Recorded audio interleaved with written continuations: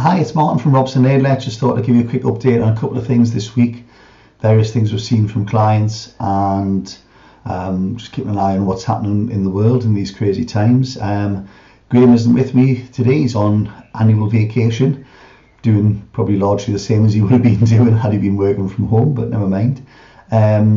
So let's start with the self-employed income support scheme.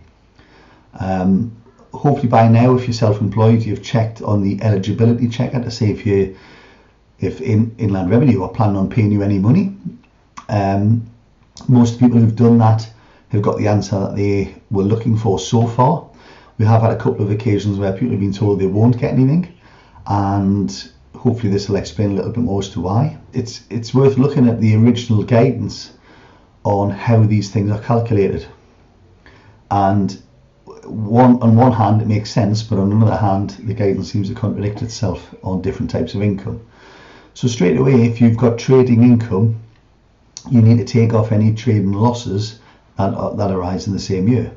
So if you have a loss-making business, then HMRC will not be planning on making you a payment, and their logic would be that you haven't lost any income, you didn't have any income to lose. So if you've been running a loss for a couple of years, or you've been using one trading loss against one trading profit to reduce your figure, it will be on the net figure, the lower figure.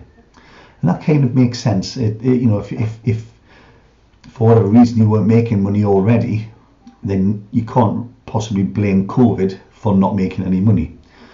So whilst that makes some sense, even if it might seem a bit harsh for some, what is less clear is then when you look at your other income. To get money under the self-employed income support scheme, your self-employment needs to be your main source of income.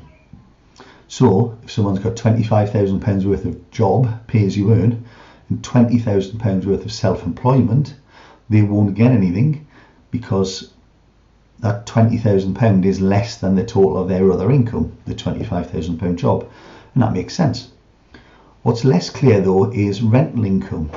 So let's say you've got £20,000 worth of self-employment, but you've got £30,000 worth of rental income.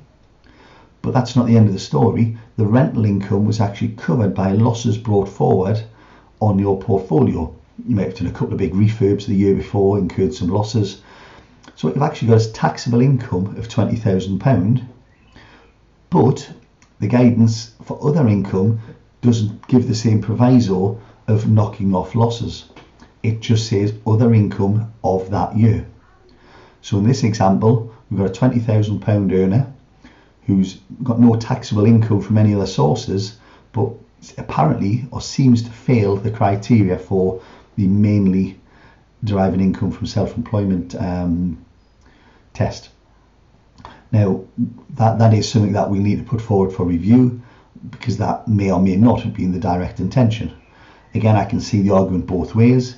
The year in question, for money was made on rent, but for tax purposes, there was no taxable profit. So it depends on which way they're going to cut that. In other news today, the Bank of England have kept interest rates at the remarkably low rate of 0.1%. Which brings me on nicely to the next topic I want to cover, and that is bounce back loans. This has been the week of bounce back loans. Every man and his dog has apparently successfully claimed for a bounce back loan, unless you're unlucky enough to bank with one of the banks whose websites crashed, or they just didn't get round to getting their application processes in order. For the main, it seems like you basically say, I'm one of your customers, give me some money. And the banks are doing very little checks on this money. In some occasions, they're not even asking you to prove your turnover. And of course, the bounce back loan is based on a percentage of turnover. So it's probably quite tempting just to take a pile of cash and think, well, I'll find a reason to use it. And I can see that. What I would just stress is to be very careful about how you use that cash, though. What we don't know yet is how these things are going to be policed. At the moment, to speed the process up, they've made it as simple as possible. It's a bit like the furlough scheme and the self-employed income scheme. You get a figure almost without checking. That doesn't mean they won't come back and check. Now, any of these things are all dependent on you being affected by COVID. If you haven't been affected, theoretically you're not entitled to any of them. So if you've taken a bounce back loan and you use it for a reason that isn't directly connected to your business, there's a very good chance that someone down the line will ask why you took that money. Now, you might have a good argument today. I'm a cafe and I'm closed, I need money. But if cafe is open in a couple of days' time and you never use any of that money, what you shouldn't do is just think, well, I tell you what I'll do, I'll use it personally and buy a house or something like that. That's not really the intention of the loan.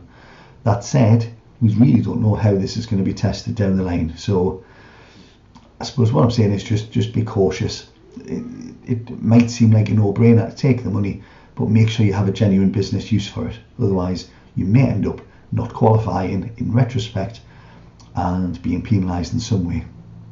I should have mentioned earlier as well, Robson Hill have been approached by HMRC to put some clients forward for the self-employed income support scheme, which is quite handy.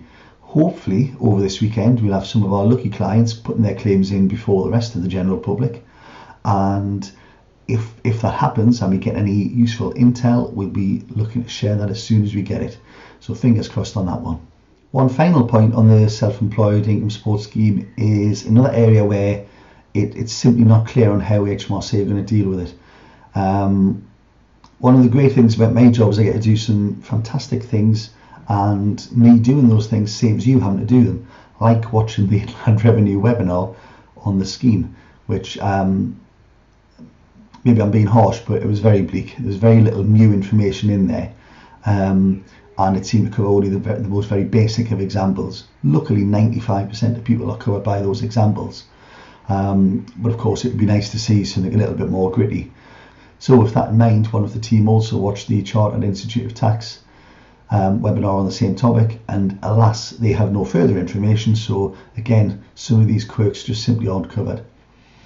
As well as the thing I mentioned earlier in this talk, about rental losses, we've got another peculiar position where, let's say 18-19 someone was fully self-employed. That's the third year in question for the averaging. 17-18 was the year their self-employment started. And let's say for exactly half of that year, all they did was self-employment after getting a P45 from their job, which is what they used to do. So for simplicity, that's 1.5 years full self-employment. What it doesn't look like is going to happen is that the revenue will look at that 1.5 years worth of profits and then prorate them to come up with a monthly figure.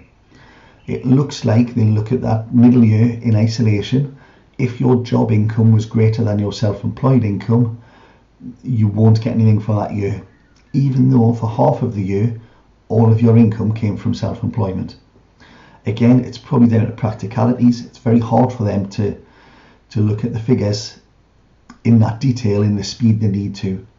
Whether or not that's something you can then go back and review, we don't know yet. So I've got an example of exactly this. Self-employed figure for 18-19 is probably going to be the only figure that is going to be brought into the average. Now, ironically, for the client in question, it actually helps, because when they first started, they earned very little money in that middle year.